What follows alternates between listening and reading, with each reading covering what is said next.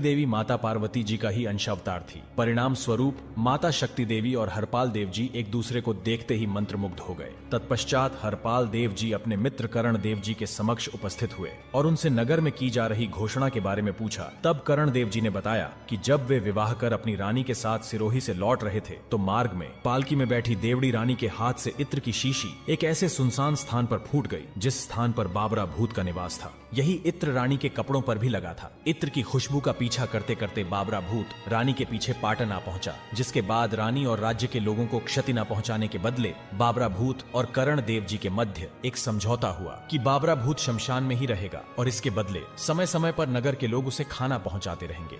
बाबरा भूत के बारे में पता चलते ही हरपाल देव जी ने कर्ण देव जी से कहा, आज बाबरा को खाना पहुंचाने बूढ़ी ब्राह्मणी का पुत्र नहीं अपितु स्वयं हरपाल देव मकवान जाएगा। इतना कहकर हरपाल देव जी तुरंत भोजन लेकर शमशान की ओर निकल पड़े। शमशान में पहुंचते ही हरपाल देव जी ने बाबरा को भोजन के लिए पुकार लगाई। तभी बाबरा भूत हरपाल देव जी के समक्ष प्रकट हुआ और उनकी शक्तियों से अनजान बाबरा भूत हरपाल देव जी की ओर बढ़ने लगा और दोनों के मध्य भीषण युद्ध छिड़ गया। जब बाबरा भूत को समझ आ गया कि हरपाल देव जी कोई साधारण मनुष्य नहीं है, तब बाबरा भूत ने अपना माया जाल बिखेरना प्रारंभ कर डाला।